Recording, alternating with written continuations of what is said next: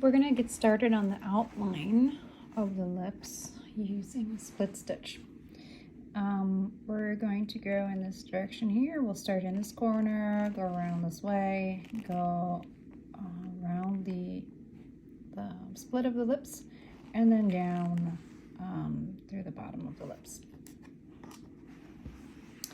In this case, I've got a lot of folds and stuff here in the back of the pocket, so I'm going to make sure that I hold it taut when I'm starting, and so I'm not creating a mess back there when I wear it. So we're going to start from the back in the corner, come up like we did before. I'm going to use larger stitches here because we don't have any tight curves to contend with here. So I'm going to make the stitches about this size. We go down from the front for this first stitch here, and then we're going to go back about halfway through that stitch from the back. Okay, and we're going to go up and catch the floss from that stitch and split it. So you're going to have, because you have 3 strands, you're always going to have kind of one on one side and 2 on the other. Just try to alternate so you don't always have the 1 on the one side and the 3 on the other side. But in the end, you're not going to see it. Okay, and now we're going to go down from the front, another stitch length ahead. Pull it down, and then you can actually look from the back here, and you're going to want to go down through the end of that last stitch. So you can actually see here what you're doing is a reverse back stitch. From the back side of your fabric, it's going to look like a back stitch. So we're going to hold it here and not push it all the way through. I just lost it. Hold it here. Don't push it all the way through, but kind of hold it in position. And then we're going to wiggle a little bit. Use the thumb of the other hand, the needle, the nail. And then push your needle through so that you're splitting your floss. And we're going to keep doing that until we get to about here. So go ahead and stitch till you have a little bit left here at the end.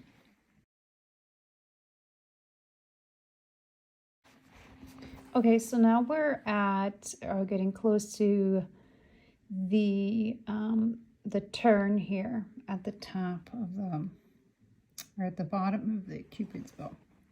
So what I'm going to do here is go almost all the way down to the Cupid's bow, but not completely. So I'm leaving like a 1/16 of an inch, or like 2 millimeters or something there. And you can see what happens here at a turn with the stitch is that when you pull your thread, it's going to go straight because it's got nothing anchoring it down along this line. So what I do is I kind of just push it up to where it's supposed to go with my finger, and then I come up where I need to come up, and then I catch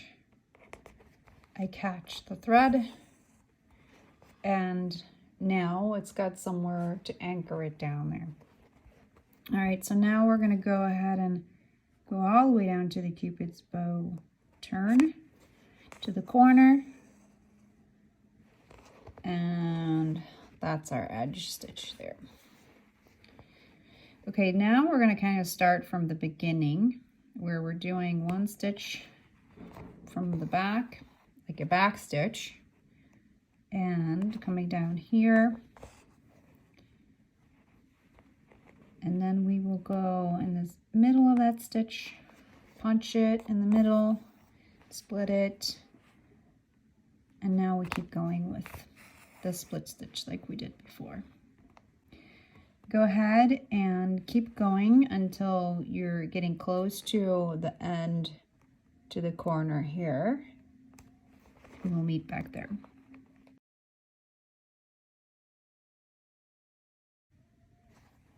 Okay, so we're getting close to the corner here. Again, what I'm going to do is stop a little bit short of it, make my stitch here, and then do one more stitch all the way to the edge. That gives it a more uniform thickness. If you did that last stitch, just the regular stitch, you would have kind of a tapering effect, which sometimes may be what you want, but not in this case. I want somewhat even thickness. I think it still gives a little bit of a taper there at the end with that shorter stitch at the end. Again, because we're turning a corner here, we're kind of starting fresh. So we're going to do one back stitch, and we're going to come up in the middle of that, and we're going to continue down this line. Now you're going to do the same thing. You're going to go all the way across here with your split stitch. At the end here, you're going to stop short a little bit, do your last stitch into the end of the stitch here.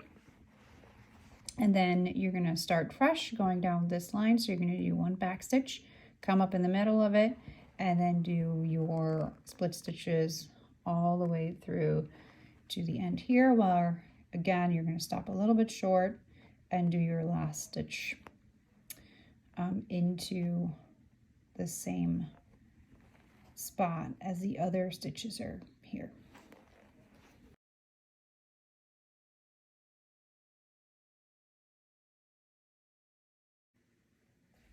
So here's a good example of something that can happen on the back if you're not careful. So when I started this new thread here, I somehow got things tangled up here. So I'm going to go and undo these last stitches and redo that little piece so that I don't have those knots there.